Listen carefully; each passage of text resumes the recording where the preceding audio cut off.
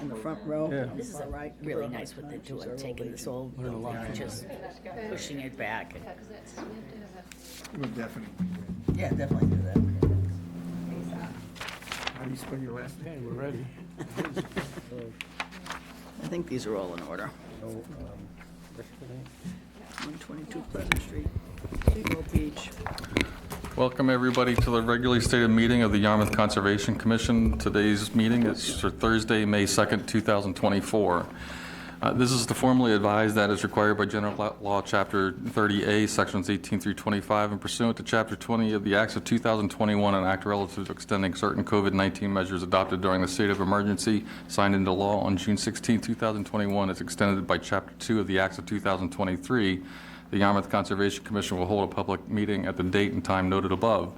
The public is welcome to attend either in person or via the alternative public access provided on the notice of meeting available on the Town of Yarmouth website. And this is the Yarmouth Conservation Commission meeting for Thursday, May 2nd, 2024.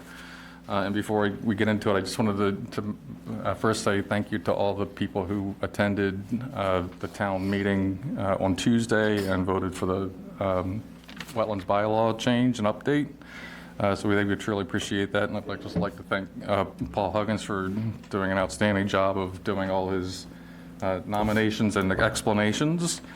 And I'd also like to recognize Brittany DiRienzo, the current administrator, and Kelly Grant, the former administrator, who actually started this whole bylaw process off about, what was it, three years ago now, right? So it's been a long process, but we've gotten that. So I appreciate it and thank you, and well done to everybody. All right, so with that, our first order of business is a request for determination of applicability, and it's Kelly Grant for the Native Land Conservancy, Route 6A. It's a proposed hardwood crossing in the Simpkins Bog Conservation Area over a perennial stream and in the buffer zone to a vegetated wetland. Hi, everyone. Okay, for the record, Kelly Grant, a land protection specialist with the Compact of Cape Cod Conservation Trusts, assisting the Native Land Conservancy with this application for a crossing over a ditch at the Simpkins Bog Conservation Area. So the Native Land Conservancy are the property owners. They're an Indigenous-led land conservation nonprofit. They've owned the 10-acre property since, I think, 2022. And they're just looking to improve the access, walking access onto the property, as there are a series of ditches connecting to the old Cranberry Bog wetlands there. The ditch that they're looking to create a crossing over is a small tributary from the Whites Brook that connects to some wetlands that are on the other side of Union Street. The crossing itself will be just before that ditch connects to the vegetated wetland. So there were some boards already at the site when the property was acquired by the Native Land Conservancy, but those were removed by somebody, and so the Native Land Conservancy are just looking to reestablish a more stable walking access across that ditch, so people don't need to go down into the wetlands and back up around to the other side. So the design is pretty simple per the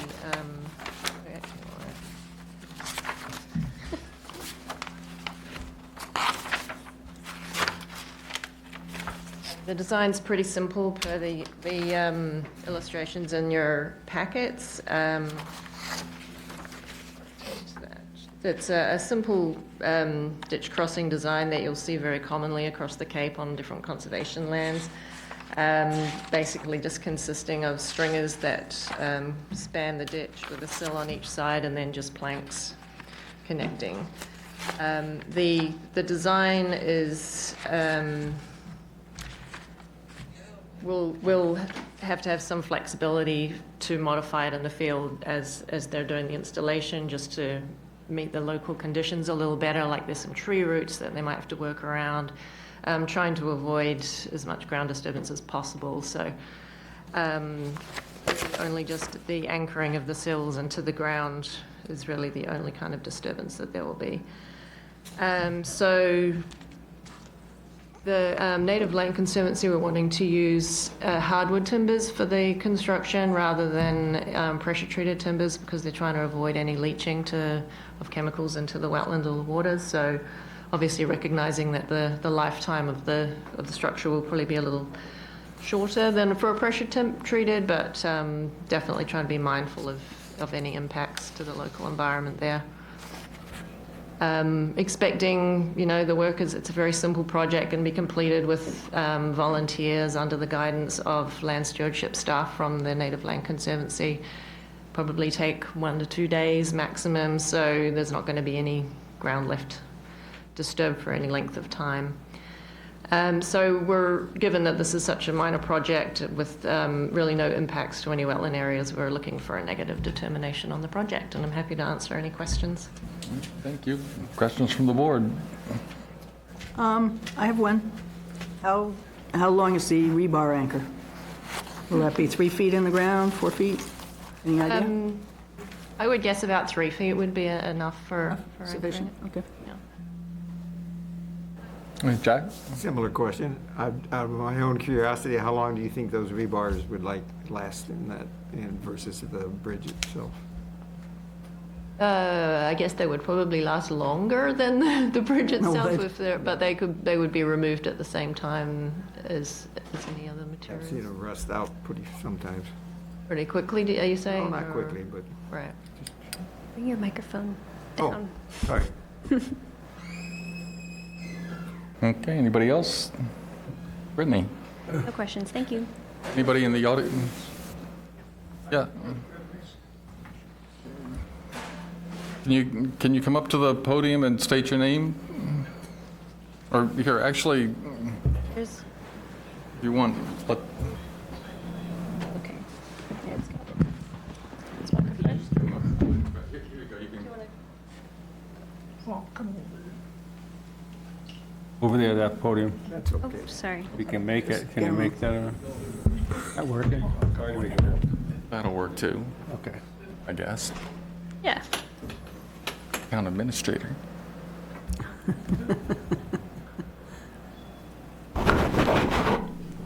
Good evening.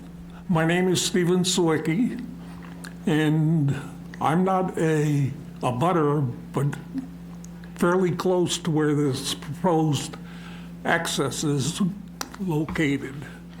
And my question is more, how much access is going to be provided there? How many more people are going to be around and using this? And as far as conservation would be concerned, I would think leaving it more natural would be the optimum way to go rather than provide access for additional people. Over the years, we've had a few break-ins in our house. Access, in my opinion, was made through what is considered the backyard immediately adjacent to where this bridge is going. And the conservation property line runs right up along the border of our property. And with the break-ins, and they are on file with the police department here, I've also had a boat in the backyard with electronics that have been stolen, gasoline siphoned, and other things. And as an end result, it's been an expense to me to have my door replaced, my homeowners canceled, be put into a risk pool because of the break-ins. The second thing I have on my agenda is conservation. This is immediately adjacent to well fields.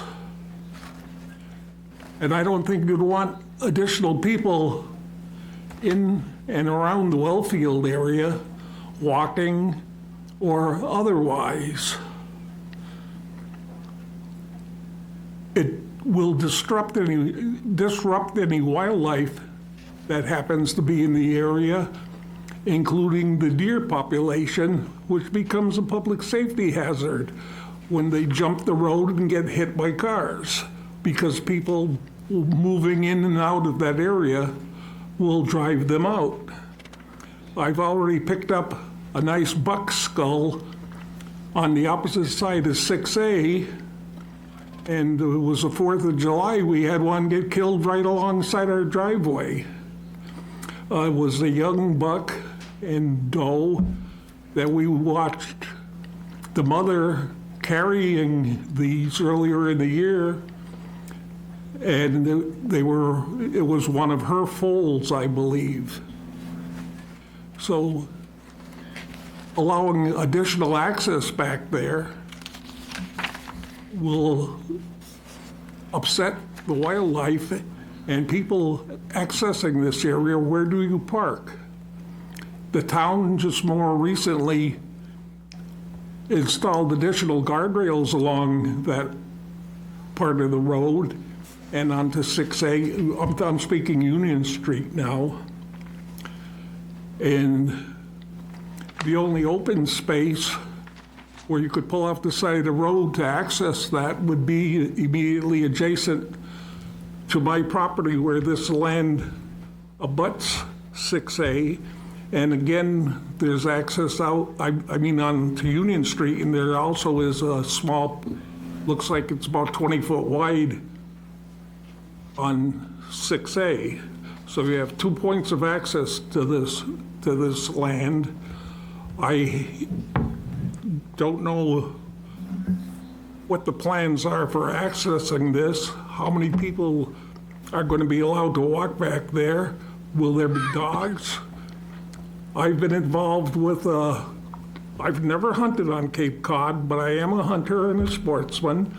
I've been involved with a Quabbin Reservoir hunt to eliminate the overpopulation of deer that were present there at the time that were causing erosion problems, eating all the ground cover and browsing the trees to where any rainstorms would wash the earth away. There was nothing left there for them. And in order to go and access that land, we had to take a 2-night course. I'm sorry, sir, could you, I understand what you're saying, so I think your main concern with this project is the access and whether or not there's going to be... Well, it's access, how many people, and it's going to disrupt the wildlife, which So is if you could just conservation. let Kelly ask, do you have any information on how you're planning on accessing the property, and are you planning on doing any further parking areas or anything like that? Hello, my name is Deanna Ruiz. I serve the Native Land Conservancy as its executive director. I'm also a conservation biologist by training. I hold a PhD in ecology and evolutionary biology. And I appreciate your comments, sir, and I appreciate the phone call that we had earlier in the week and that you're willing to express your opinions and your concerns, and we take those seriously. Very sorry to hear about the vandalism and destruction that's happened to your home in recent years. It's the first that we were hearing of it. And we certainly want to be good neighbors. In regards to the access, I don't see this project as impacting or creating additional access. We're really just trying to restore the access that was already in existence when the property came to us. And I actually think, to your point of conservation, this is a really important way for us to be able to monitor and steward this land. As you're aware, there was an issue with an unhoused person camping back in those woods for a while, which has very negative impacts to the health of the wetlands over there. And having this bridge means that we can, this ditch crossing means that we'll be able to monitor regularly and to be able to do the invasive plant restoration work removal work that we need to do, ensure that there aren't other encroachment issues. Okay, thank you. The other point I would like to make here is over the years, there's been tremendous dirt bike activity back there. And installing a bridge is going to allow them to get over that little creek that much easier. And eventually, you ride enough, you cut your own trails. I can understand why that would be a concern. I actually think that most of the dirt bike activity is happening in the drier area that's actually off of this parcel. So I believe that's town-held land, from what I can see where the tracks are. Well, that's today's tracks. I'm speaking over a long period of time now. They would cross in the back there. Different kids grow and move out of that phase of their life, and others come in to replace them. And, you know, the technology with dirt bikes and quad runners and everything else changes also. No. Okay, all right, thank you, thank you for your comments. Any other questions from the public? Anybody on Zoom? Any further discussion among the board? If not, would somebody like to make a motion to issue a negative a negative 2 and -3? So moved. That was David. Second? Is that Ellie? Yep. Okay. All right, all those in favor? Aye. Opposed? Carries unanimously. All right, thank you. Thank you. Oh, I get to sign things. Thank you very much. Thank you. Thank you. Hopefully, the increased traffic will deter anybody else using it. Usually what happens. All right, next order of business is a request for an extension for SE 83-2279, 162 Pleasant Street. This is to reconstruct and elevate licensed pier and platform, install coir logs on a portion of small eroding coastal bank, add compatible sand and beach grass and plantings. This is the first extension request, correct? That's correct. Okay, and they just need a little bit more time to finish? Yes. Okay. Would somebody like to make a motion then to issue an extension for 3 years for SE 83-2279? So moved. Second. Did you have a question, Jack? No, it was, Or you were we're competing. okay. Sorry, Jack. I'll give it to you next time. All right, all those in favor? Aye. Opposed? Carries unanimously.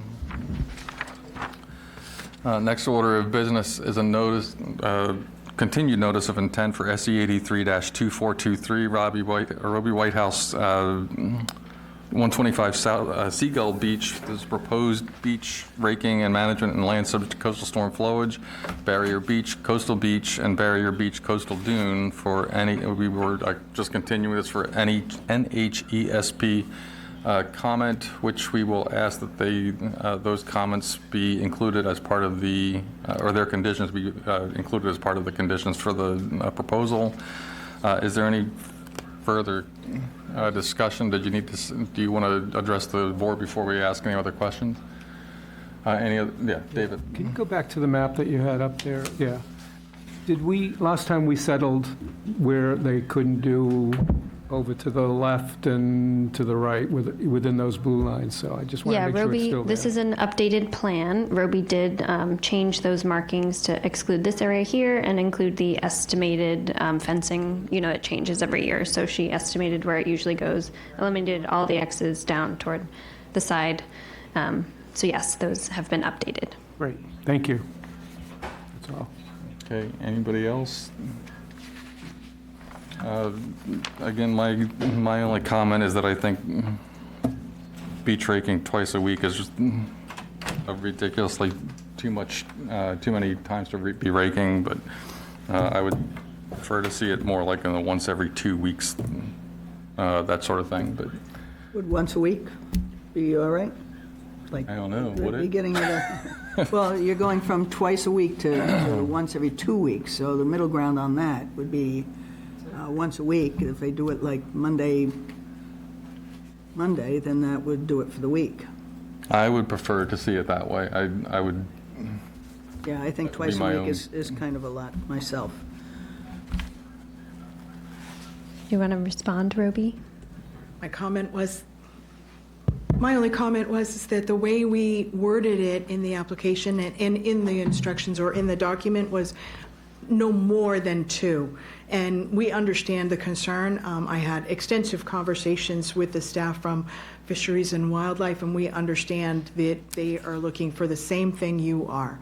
And due to staffing shortages, we're not looking to do more work. Honestly, our concern and the staff's concern has been making sure that the beach is really in its best condition for those who want to use the beach and lay on the beach and really use it as residents.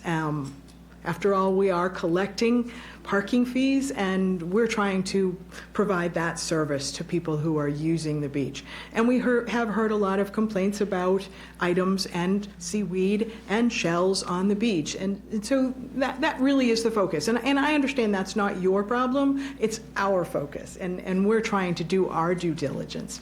And again, the other concerns were related to large holes and really trying to make sure that we smooth things out as quickly as possible. But I completely understand your perspective. And we also recognize that if we can inspect it and we don't need to rake it, we don't really have the extra people to do so.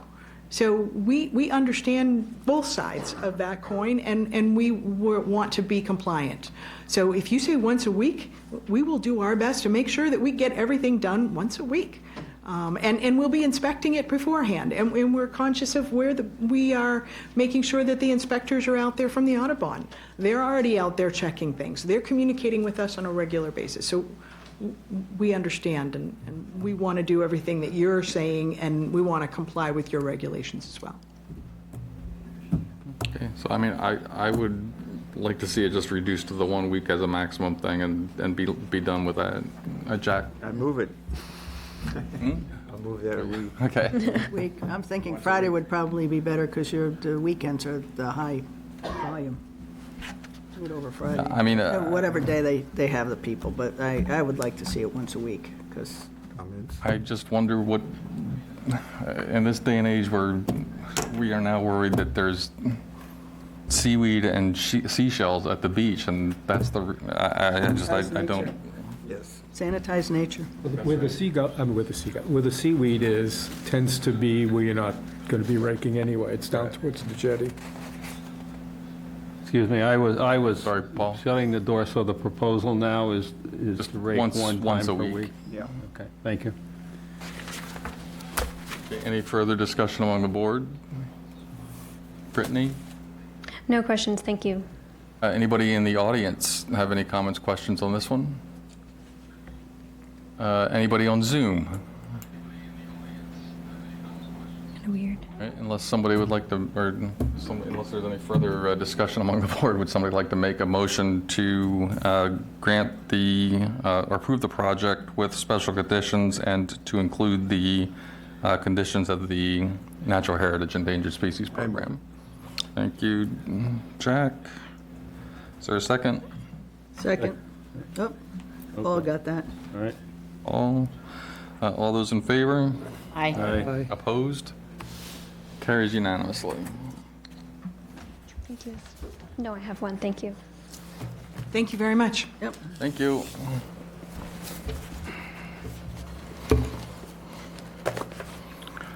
Next order of business is another continued notice of intent for SE 83-2422. So this one's going to, for the 99 Buck Island Road, we have a request to continue to May 16th. Would somebody like to make a motion to continue this item into May 16th? So moved, David. Is there a second? Second. All those in favor? Aye. Did they give a reason for that? They just weren't ready? Yeah, Horsley Witten has not been able to complete the monitoring plan yet for the entire wetland system, so they needed more time for that. All right, thank you. Okay.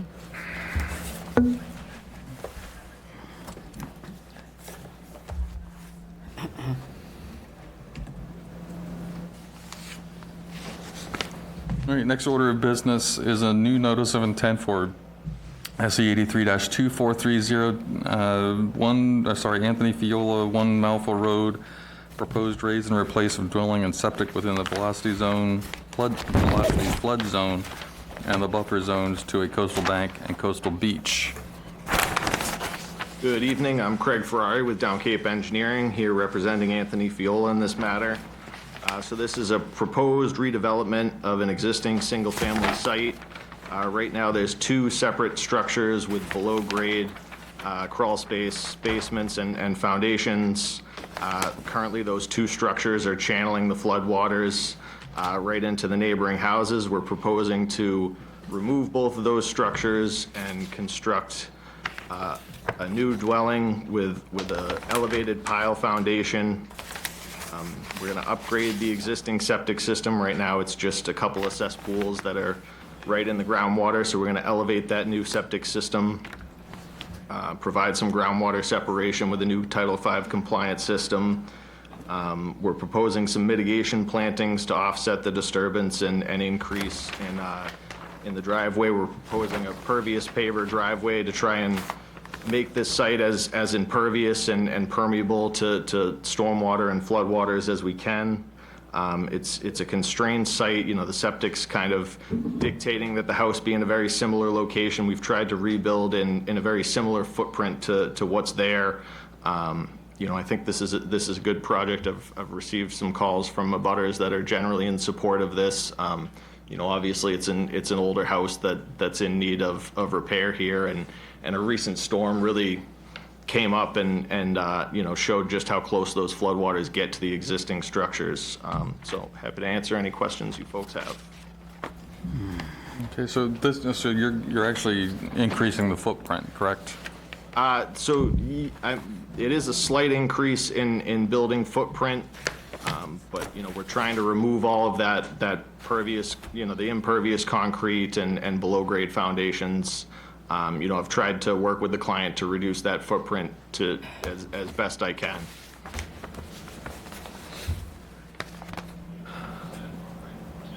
I'm looking for where the 30-foot is, 35-foot. Am I missing it? It's either 50 and the 100. Yeah, so it's not necessarily shown on this plan. It's something I could certainly add. Can you give me an approximation where it is? So yeah, it would be just behind the face of the existing dwelling.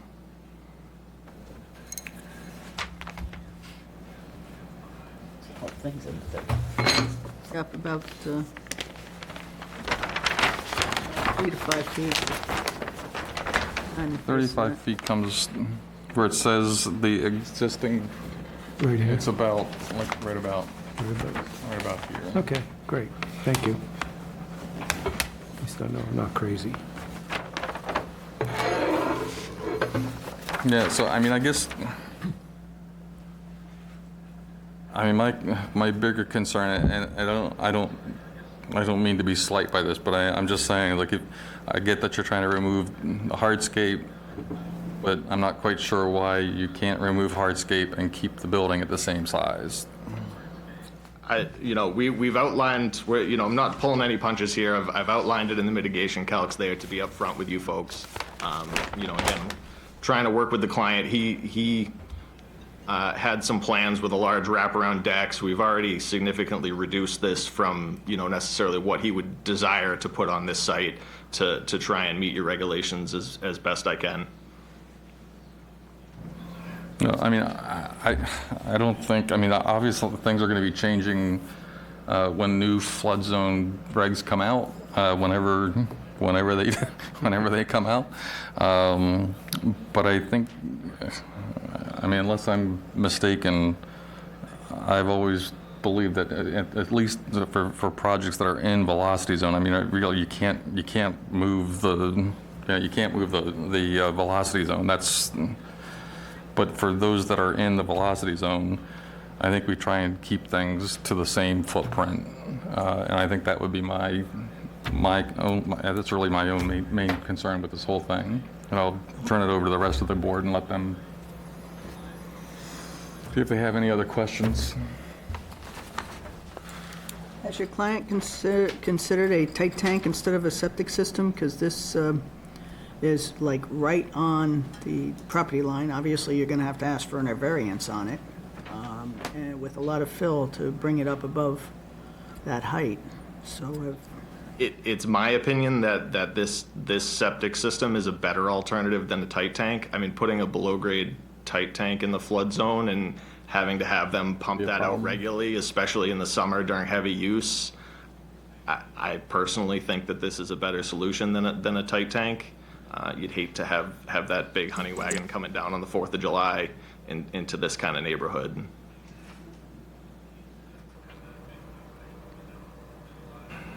Well, I'm also with Ed that because it's in the velocity that in the same footprint is easier to approve than enlarging it at this stage of the game. So those are my 2 comments.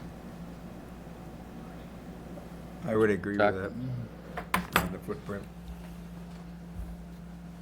I would agree to that also, and there was some mitigation planting that was supposed to be put in when the new wall was put on.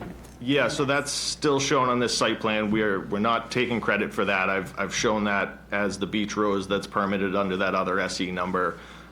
There's also a trigger for putting some rocks on the front of that seawall. It's already getting pretty close to eroded at the front of that wall, but that's a separate SE number. But yeah, those mitigations, plantings for the seawall will also be installed at this site, and the mitigation we're proposing is above and beyond what was already permitted. It was supposed to be installed as soon as the wall went up, so that's been a while. Yeah. And the deck on the front of the house is just bringing it more towards the, I don't think that should be allowed in the front, just more Okay, towards seaward. then I would respectfully ask for a continuance so I can work with the client to try and reduce the footprint a little.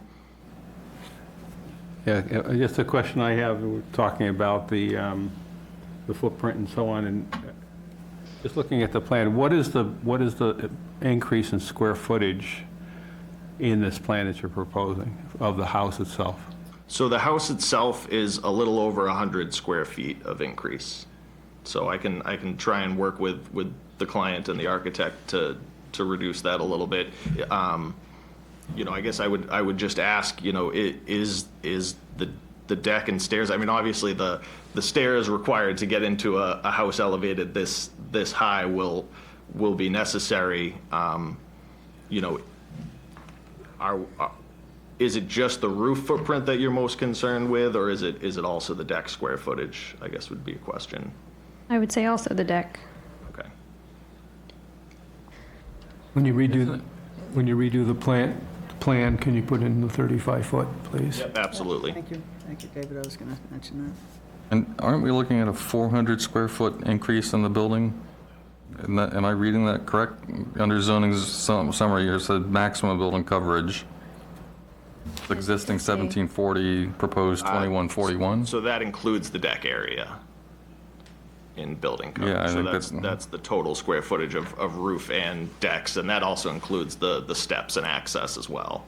Yeah, so that's all included in the overall footprint, so that's why I'm saying it's a pretty significant increase in footprint, so. All right, anybody else on the board? Brittany, any other comments or questions? The only other comment I had is that we do have mitigation standards for the 50-foot, but we also have them for increases in the 100, but if you're eliminating your increase, you would not be subject to that. But as it is right now, it doesn't meet the mitigation ratios in our regulations, but I think you may be solving that with a reduction of the footprint. I'll make sure to review those. And for any fencing that you're proposing, you are in the velocity flood zone, so it would really just be a split rail fence. We can't have anything we don't want a breakaway fence, we don't want to make any storm debris, so nothing more solid than that. And that is all I have. Thank you. Okay. Anybody in the audience? There's a woman back there. Hi, and if you would just come up to the microphone there and then make sure it's on, and then state your name for the record, please. Yes, it's on. You're good. My name is Kathy Senapani. I live at 5 Malfa Road, so I'm that nice house behind Tony. And my concerns are the raised septic. My concerns were the fence along the back. My garage is touches Tony's property, so then my other concern is I won't have any way to get back to, fix my garage, because at the corner of the garage, it fans open a little bit, and I have maybe a foot. So I have concerns there if a fence is allowed, and the size of the fence, and also the sewer being on top of me, and the house being on top of me, and the water in the front of the wall was never done, and we've lost a lot of beach because of it. It's been going on for 37 years since we owned the house that he's never maintained it, and now he's lost 30 or 40 feet of the front of his property because he never maintained it.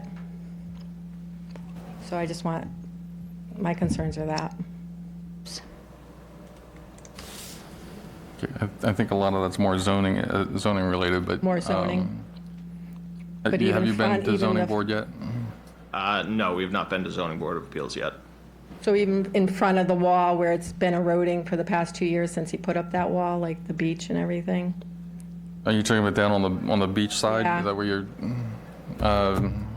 So You're we not do have a replacing that, separate right? SE number, and he's gonna, once all of that marsh is essentially gone, then we're gonna put some rocks up to kind of buttress that wall, and that would in effect protect your property a little more as well. Mm-hmm. All right. Cindy, you have something to say? So Ed, maybe you can clarify something for me. This sounds like the chicken before the egg. Would zoning approve it before it comes to us, or do we approve it before it goes to zoning? No, we're first. Okay. We go first, and then if zoning changes something that's going to change the character of the proposal, then they're going to have to come back to us to correct it, so. All right, anybody, sorry, go ahead.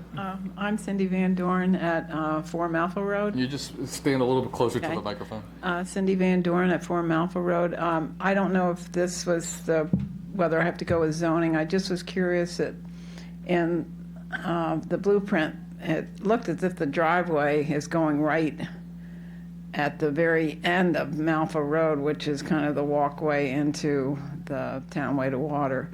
I didn't know if that is the case. That's all I was curious about, where that driveway was going. That's true.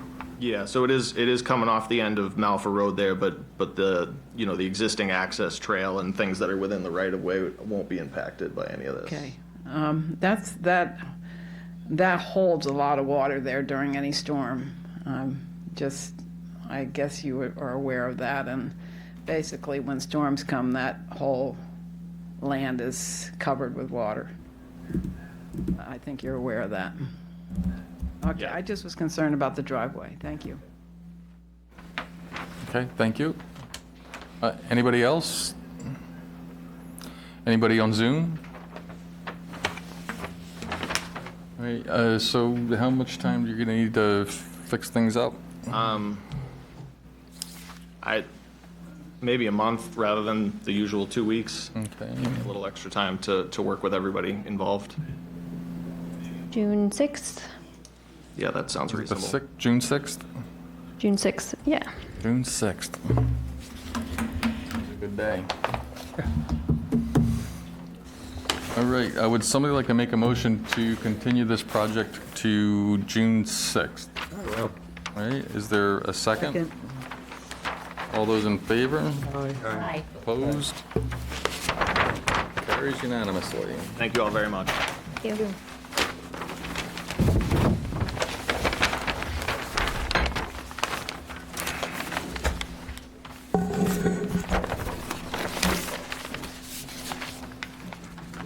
All right, those continued, that's okay. This one's continued.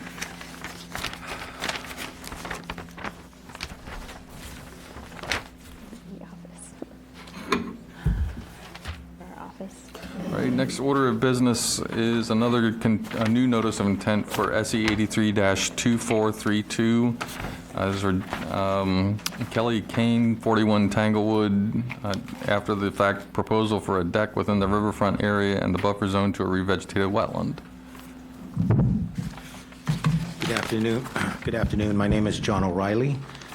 Seating behind me is Ms. Kelly Kane, the owner, and alongside her is her brother-in-law, Mark Phillips. We're here to address an after-the-fact unpermitted deck constructed at the rear of 41 Tanglewood Drive in West Yarmouth. The wetland resources we're dealing with is a riverfront area on the outer riparian zone, as well as a BVW adjacent to the woodland, the wood line along the back of the property. So obviously, work was done within the buffer, within the 35-foot buffer behind the bank, behind the house. An enforcement order was issued, and I was brought into this project, I think, in late February, early March. So we've located this structure, and the existing deck that was built is approximately 430 square feet. And what we have done is reconfigured the deck and tried to bring it as close to the rear of the house as possible. The reconfiguration results in an increase in deck area over what's there, about 335 square feet. And what we propose to do to meet your requirements of 3-to-1 is propose a completely to revegetate with native species and ground cover of about 1,075 square feet. The deck was constructed utilizing a modular support system, in the sense that there wasn't sonotubes and supports that are typically associated with a deck. So the excavation and the disturbance in the rear yard was just really to the surface, which was a classic Cape Cod lawn in the back of the house. Based on some aerial photography I looked at, it doesn't look like vegetation was disturbed up to the edge of the woods that are currently out there. So again, what we're proposing to do is try to reduce and pull back that structure to the best of our ability, and then plant the area between the structure and the edge of the woods with native plants. So with that, I guess I would be happy to answer any questions and hear from the commission. Obviously, Ms. Kane and Mr. Phillips are here to answer any questions the commission has, and we'll go from there. Okay, questions from the board?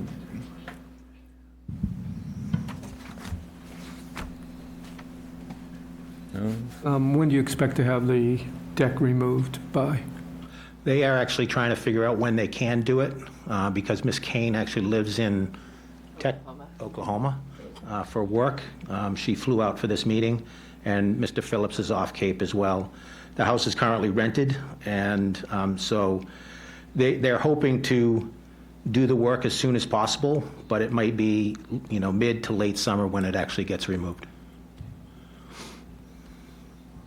I mean, if it's going to be later summer, then I'd ask. The only thing I'd ask that the mitigation planting be done in the fall, and put it off until the fall of this year, just to get it, instead of planting everything and spending thousands of dollars to plant in the middle of the summertime and have it all die with a heat wave or something. Can I ask, is there a break point in fall where it's too late to plant around here? I mean, normally we ask that it's be done by October 31st. Okay, that I can do. And you can play around a little bit with that. It's really up to the landscape people, because they're the ones who typically will guarantee the work, and so they're. If it's a really good, looking like it's everything, it's a really good fall, they might bump it a little bit into November, but. Gotcha, okay. You have to let it to them, but it's normally October 31st. Okay. if it was to be done, for the plantings to be done in October, are you opposed to us doing the deck move directly before that? Or would you like that done sooner? Normally, we ask, The deck normally should we be ask that you removed do as that. soon as possible. Okay. Because my goal is to, because of the way it was built, is to try to pick it up. It's been redesigned by John and I to be able to move it and reseat it. And at that time, I'd probably do some of the prep for the plantings, but then we do the plantings in fall. Yeah, I mean, as it's, you would direct. depending on how fast you can get everything approved and worked through. I mean, we always want to see the violation part of it when you're moving it to be done. Sure. You know, sooner rather than later. The other thought was I was hoping to try to not disrupt the neighbors anymore during the peak season, so, you know, not having all of that construction going on. When we did it this time, you know, 2 years ago, because we didn't want to disrupt the neighbors. They weren't in and actively using the house yet. So certainly we are at your mercy, so you tell me when you would like me to do it, but if we have any... I mean, ideally, we'd like to have everything done by like the middle of June at the latest. Just for some background, the original enforcement order was issued on June 20th, 2023, and I understand it's very difficult to find someone to do this work. But it was remove the structure by August 31st, 2023, or submit a notice of intent by November 2023. And we've been talking, so I extended the notice of intent deadline and everything. But if you can get that deck removed before the summer, that would be highly advantageous since it has been in place unpermitted for over a year.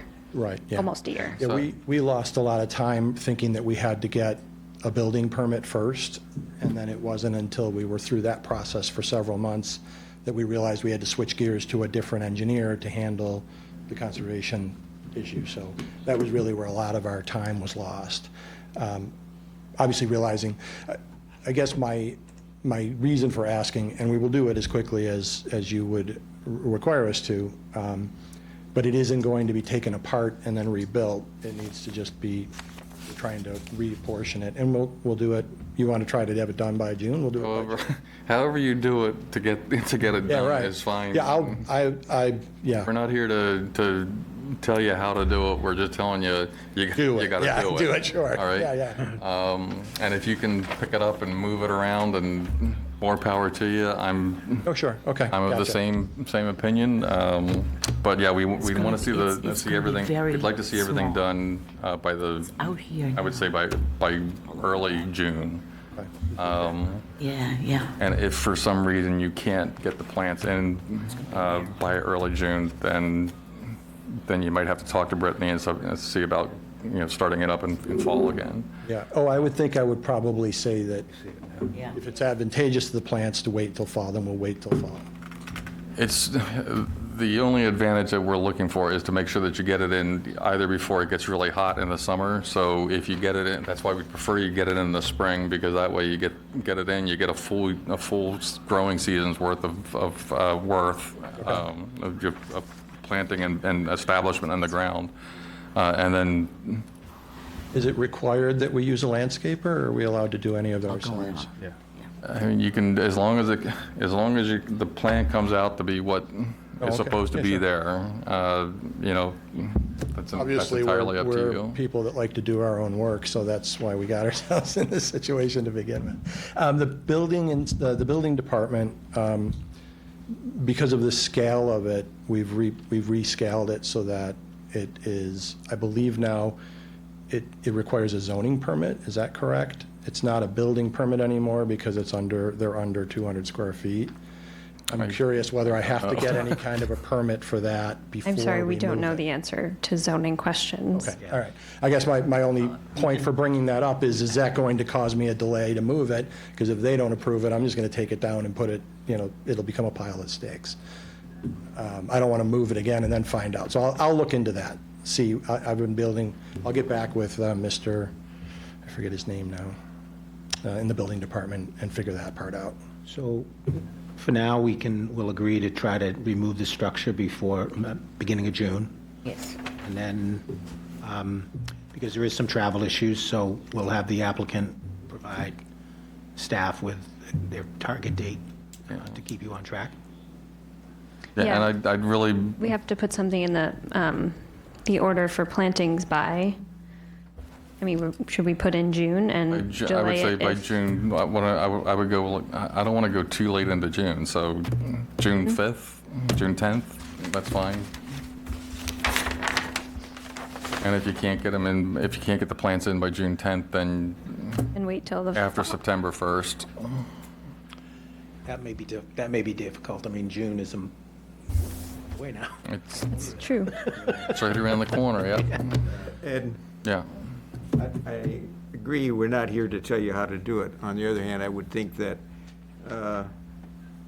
if you're dividing the work up into removal of the deck, separate from the reconfiguring, so that, a day to remove it, and 2 days maybe. So, then that allows the growing season. I think we'll. Well, it took me a week to put it in, so I'm assuming it's going to take me a week to take it apart, and a week to move it, and a week to put it back You're together. talking about a section, so that's, are you doing the whole thing? I think you can do this. It's just like, again, I'm not going to tell you how to do it, Yeah, I but understand. you've had more than enough time to get it done. We're working with you to get it done, but you need to get the deck removed. Okay. That's the first and foremost. How you put it in afterwards, I'm not really all that worried about that. You don't live on Great Island, so you don't have a construction issue. So you could, in theory, literally remove the entire deck, take it somewhere else on the property, and have the planting go in before the deck goes in, and that could all be done before June 10th. So, and then you can use the whole summer to rebuild the deck wherever it's going to be going in. June 10th? So June 10th, yeah. So June 10th to have the plants in it. Do you want to do the same thing? Is that the same thing for the deck to be removed? Okay. All right, good. Good. Okay. One last question. Yeah. Sorry. Just the dismantling of the deck, there's no issue with him storing it in the two corners right behind the house to allow the, okay. As long as it's, try and get it outside the 50 foot. That would be the preferable thing, but can you do that? Is that where you're No, aiming it's, for? 50 goes through the I'm front just of the trying to house. think of picking it up and putting it where the Oh, two no, you proposed. can't. Okay. Just Never mind. stack it As- right behind the house? Yeah, as far away from you, away we can? you possibly can, yeah. Thank you. Okay. You didn't vote yet. Would somebody like to make a motion to approve the project with new deadlines and special conditions? So moved. Is there a second? Who was that? Zach? Was that Jack? Jack. Speak louder. Well, I have the You can call him for All those in favor? last. Aye. Aye. Opposed? Carries unanimously. Thank you. Thank you. I use the Thank you. first names, that means I have to think more. Next order of business is another notice of intent, SE 83-2433, Christy Sharon, 19 Kroll Road. This is proposed new construction of a single-family dwelling within flood zone.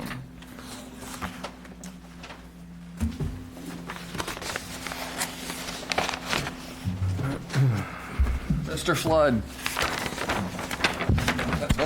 That's all I'm seeing from you lately is flood zones.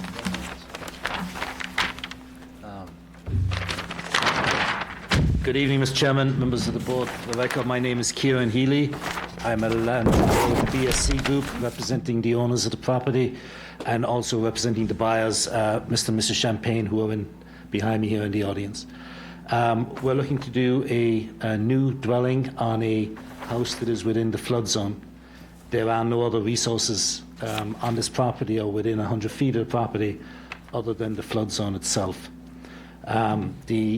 There is a substantial amount of fill to be brought into the property, primarily to make the house flood zone compliant, and secondly, to make the septic system compliant.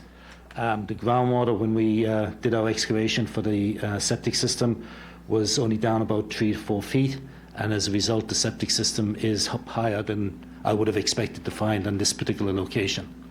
But when you look at the adjacent properties, you do see mounted septic systems all the way around, so it's not unusual.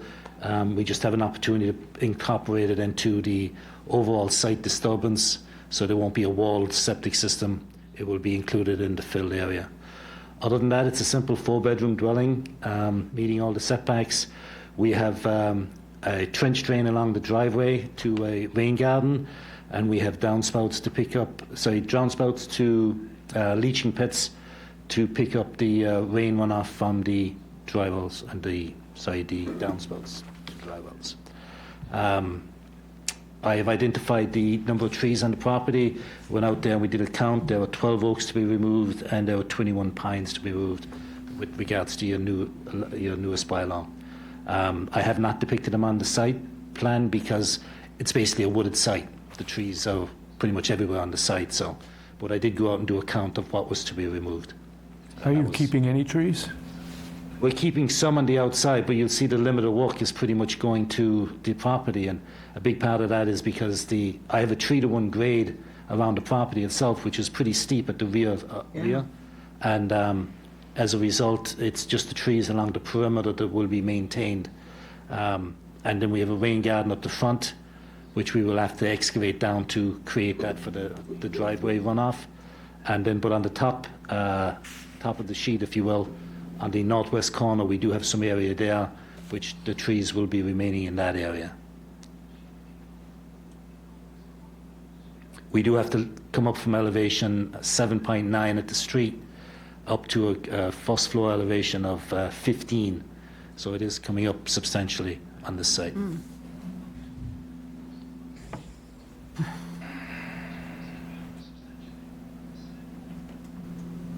Anybody else? Yeah, I have a question also about the amount of fill you're going to be using.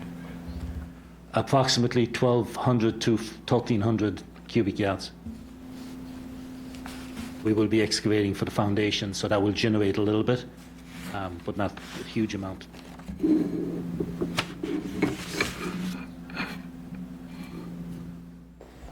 The back lot would be like a 1-to-3 slope?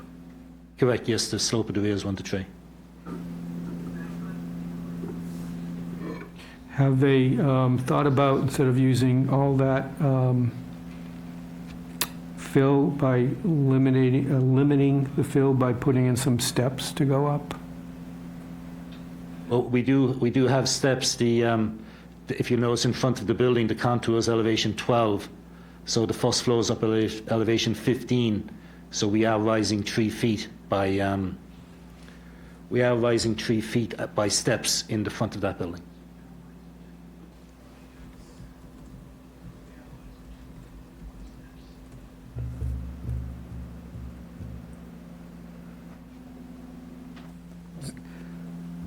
Is it possible to increase the steps and reduce the fill?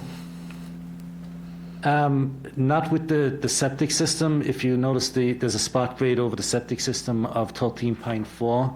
That's the bare minimum that we can have for an elevation to make the septic system work. And that's kind of pushing out the grade from everything else. You notice we're dropping away from the septic system as it goes towards the street, as it goes towards the east, and obviously as it goes to the south. So that 13.4 spot grade right in the middle of the septic is, one of the driving forces, and that is literally the lowest we can put the septic system, and the septic system was approved by the health department as well. Is that an advanced? Is that a curiosity? It's not an IA system. We're not in a resource, we're not within 100 feet of a resource in this case.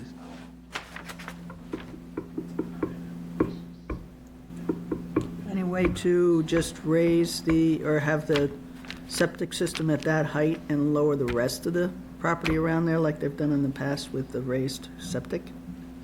And then put steps that's a lot of fill. It is a lot of fill, there's no question, but you'll notice as soon as we get to the middle of the back of the house, we start dropping off immediately, and we're down to the We're down at grade at the right-hand side. The grade over there is on 7.5 to 8, and we're running that 8-foot contour. So we are dropping down all that easterly side of the property. So it's not all fill. I mean, even though the hay bale line is out, or the straw wattle line is out to the edge, it's not all fill that's going to go all the way out to what you see for straw wattle. Some of this fill is literally 3 to 4 inches high. Could you describe the lot as it exists now compared to what is proposed? And you've probably addressed it in a number of different ways already, but maybe again, how the runoff to the adjacent properties and so on, how things will be. I see that there's 200-gallon leaching pits and so on and so forth. Could you describe, though, in how things will change again for the homes that are next door to this lot and so on? What will be the final result of what you're proposing? I think it will decrease runoff in the final result. The reason being is that you have the area of driveway that's going to be completely captured by the trench drain in front and ran to the rain garden. You're going to have the 2 dry wells on either side of the building that is going to pick up all of the roof area. So you're picking up that roof area and driveway area, and you're capturing it on site. There is a general slope from west to east from elevation 8.6 down to around 6.7. So it does slope from left to right, if you will, on the sheet. But we are capturing a lot of the water. Now, rain is not going to sheet across a 155 wood lot, 150 foot wide lot. So it's going to drain onto the neighbour's property substantially. It's going to be captured by the grass and the rough area that's there. So you're not going to have a sheeting effect with today's conditions. And the areas that would create the potential sheeting is on the right-hand side, and we've spaced out the slope over there. You'll notice that the contours are much greater on the right-hand side, and that's basically to slow down any water that may run off. And then we also have on the back of the property, we have like a 10 to 15 foot buffer from the toe slope to the nearest property line, again, to kind of capture that potential runoff along that area. I mean, we could add a small swale along the property line if that was a concern for the commission, but that would disturb more land, so that's the reason we didn't propose it. Or we could create a small, like 2 to 3 inch swale, which would capture anything potentially that might go off even further. Yeah, well, I don't know. I just think that now you're the expert as far as that type of thing is concerned. It's just a matter of is this proposal going to cause any trouble in terms of the runoff as compared to now? I don't know what it looks like now when there's a lot of rain or whatever, but you're saying basically that this proposal will improve whatever exists at the present time. I do not believe it will make any worse because we're capturing all of the driveway and all of the house. Okay. So I think it will be no difference. Okay. What's the purpose of the proposed concrete retaining wall? To reduce fill. No other reason. To reduce fill, because we have to bring the grade around the front of the house. You're not going to have a house where the front drops like that. So as a result of bringing the grade over to the front face, if we put in the wall, then we can drop the grade immediately behind it. I could fill around that portion of the building, but that would create more chance of runoff towards the neighbour. So we felt by putting the wall, it would decrease the risk of running off the neighbour.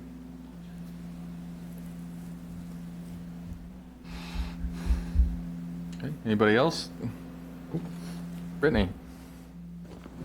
Yeah, I have, obviously it's a fully wooded lot, and you've listed 33 mature trees to be removed. And in our new regulations, we have that the natural soils and vegetation should be preserved wherever possible. And if not, I think it would be reasonable to ask that some trees be planted back. Maybe not 33, but I think some trees should be replaced. They could even help with the uptake of floodwaters and from the perspective of where the lot is now, those trees are uptaking a lot of water during storms. So I think it would be great if we put some trees back. Also, this rain garden in the front, is that going to be vegetated with any native plants? Yes. I mean, literally, rain garden implies it's not just going to be a swale in the ground. We are definitely going to plant it. The plants will be native species that will flourish under primarily wet conditions. If you have those plans, it would be great to show them on the plan, if we're doing a plan revision. If not, I understand that it would be Area is so vegetated. small. Yeah. You know, it's 10 feet by 8 feet, so it's about 3 times the size of this table. So we will plant it, but the plant count will be limited. Oh, okay. Do you want to see the plan before we approve, or? Only if the commission agrees that some trees should be replaced. Otherwise, it sounds like it's I mean, without a good. doubt, I mean, Yes. and yes, I would agree. Until last week, I would have always just said, it's a rain garden. Of course, it's going to be vegetated. But I literally just reviewed a project that was a rain garden. A rain garden, then they don't but plant didn't it. have any garden. Okay. No garden part. I think we call that usually a retention basin, but The bio.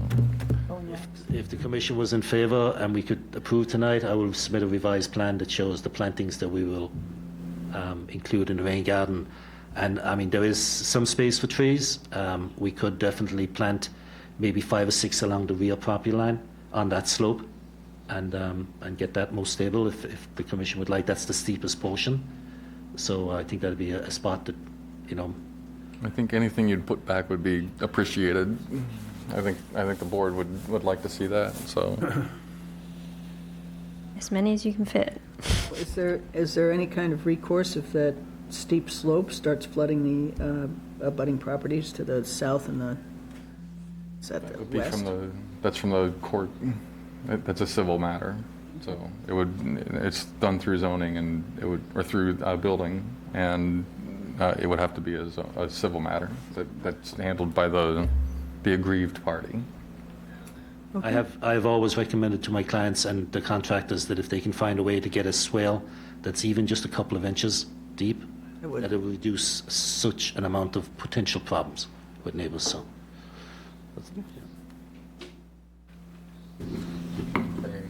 Would 5, 6 trees, would that be acceptable to the commission? I think you can fit some more than 6. You could do some canopy trees and some small trees. They don't have to be all oaks. Some could be witch hazel. You could do understory trees and tall story trees. As you all know, planting is my weakest link, so I'll have to actually look what that means. You can run that one by Matt. I'll run it by Matt. We will add plants. We will add trees to the plan. There's a course.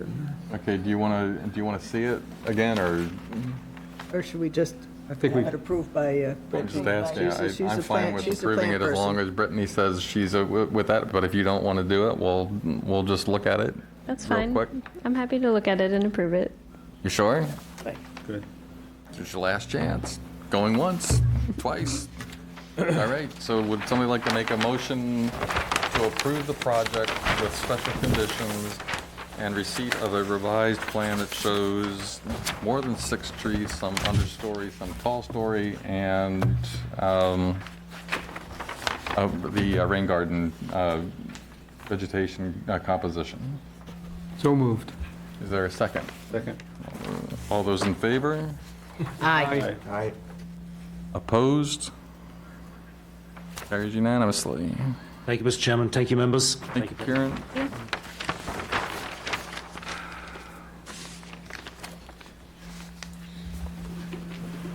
I did ask for public, didn't I?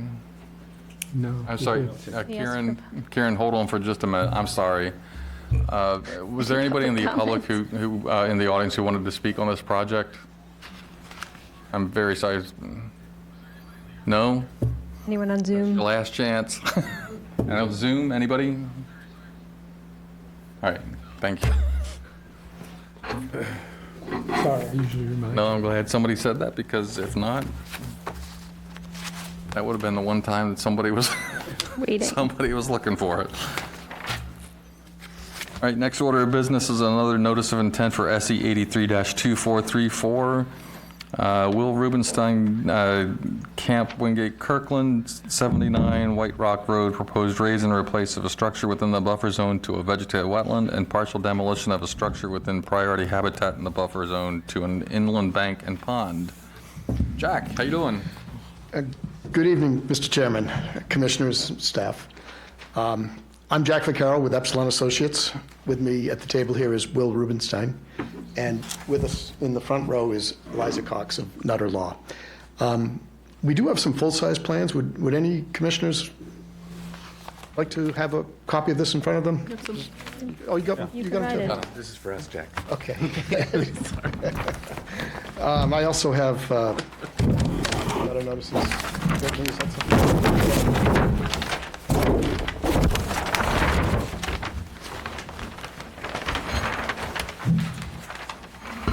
okay. I understand that some of the commissioners made it out to the site on Monday to have a look at the property. Those that weren't, let me just say, this is a very well-established traditional summer camp property in Yarmouth Port. Camp Wingate Kirkland, I understand, has been there for well over 60 years now. And a lot of the facilities, while they still remain functional, need to be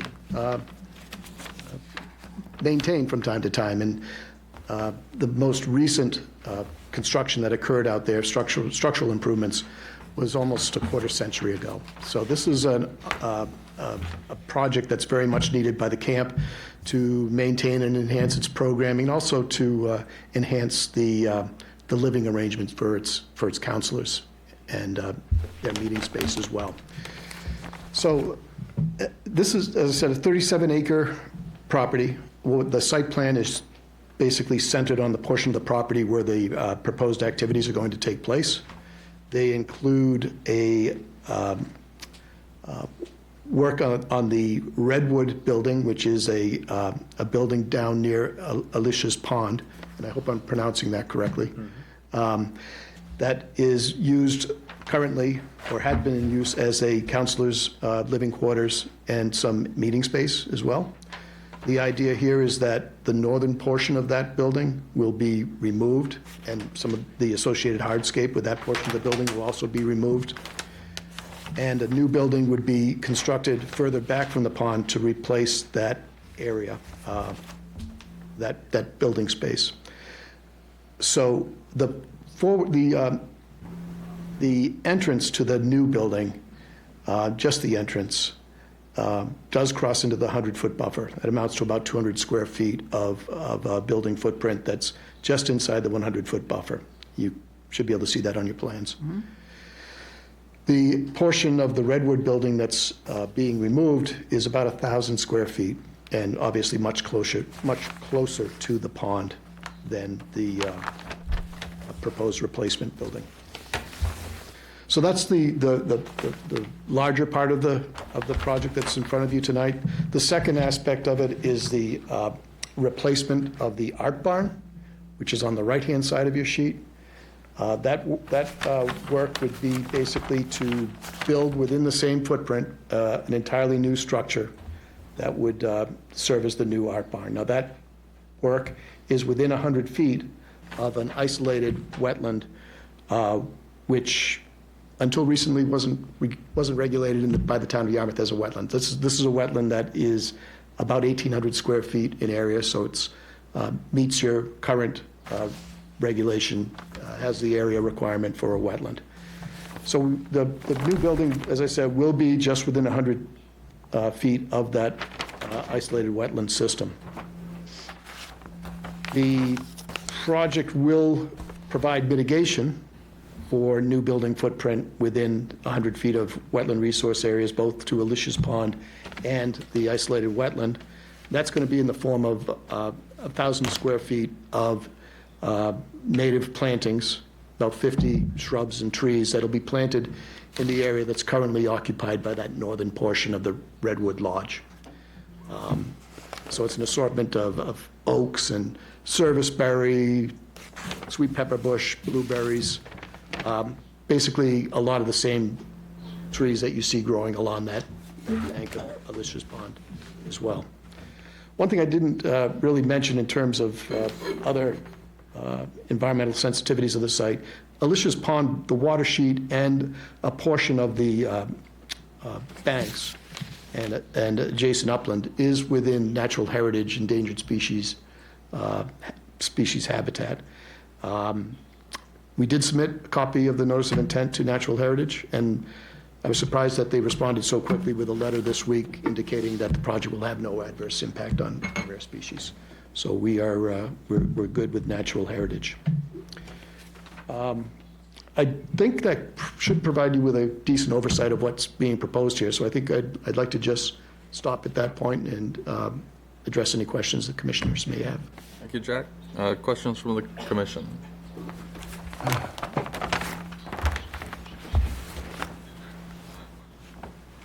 Oh, I appreciate a lot of this being put outside the 50-foot, way out of way. So I think that compensates for the entranceway being within 100 feet by a long shot. So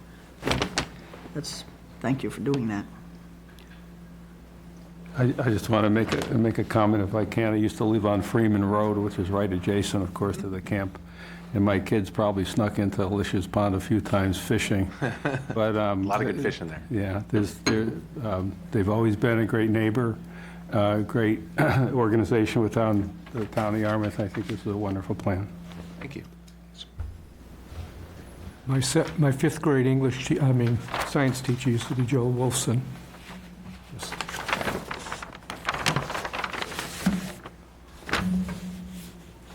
Just keeping with the seaweed and seashells, the beach theme, it's like, do you have to have kids at this camp? I got it. I see what you did there. I'm just kidding. And they don't break them up twice a week. My kids have been there. It's a great facility. Any other questions from the board? Brittany, anything? No, always happy to see a Yarmouth coin term, an undevelopment project, so thank you. Anybody in the audience? Not have much audience left at this point, but not to belittle anybody. Anybody on Zoom? All right, unless there's any further discussion among the board, would somebody like to make a motion to approve the project with special conditions? So moved. Second. All those in favor? Aye. Opposed? Carries unanimously. Thank you all. Thank you. Good luck, Will.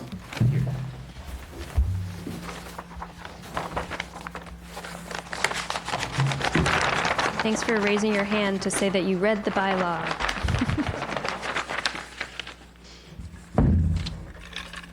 All right, next order of business, I don't know where that came from. Our certificates of compliance, we have 3 COCs requests here. The first one is SE 83-1481, Michael Cronin, 32 Tasmania Drive. Next one is SE 83-2334, Nino Mikosi, 355 Great Island Road. Next one is SE 83-2335, Nino Mikosi, 369 Great Island Road. All of these are easy approvals. Do I have a motion to issue the certificates of compliance for SE 83-1481, 32 Tasmania Drive, SE 83-2334, 355 Great Island Road, and for SE 83-2335, 369 Great Island Road? So moved. Second. All those in favor? Aye. Opposed? Carries unanimously. 2 people here.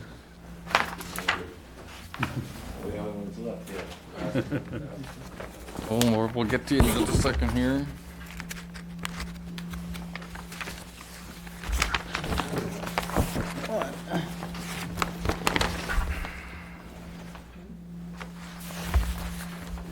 You're Tasmania Drive, right? Okay. Yeah. All right, so I'm gonna go to other business not reasonably anticipated, which I assume, are you here for something, do you have They a were for specific question? They were for Tasmania. They Oh, just just wanted- Tasmania, okay. Well, you're all taken care of then, you're all set. So we'll issue the certificate of compliance next week, and then if you want, do you want to come pick it up? I usually mail it. Okay, I'll call you when it's ready to be picked up, and then you have to get it recorded at the Registry of Deeds. Thank you. Thank you. Still daylight out there. We hope, yeah. All right, next order of business then is the approval of meeting minutes for April 18th, 2024. I read it, everything's fine. We made a slight adjustment for something I said, but it was done, so I'm fine with it. Is there a second? Second. All those in favor? Aye. Opposed? Carries unanimously. Other business not reasonably anticipated. I think you handled that in the beginning with the town meeting. Yep. We wanted to make sure everybody understood that. Yep. Brittany did a wonderful job. Thanks, David. Yeah, you almost talked faster than Kathy Williams.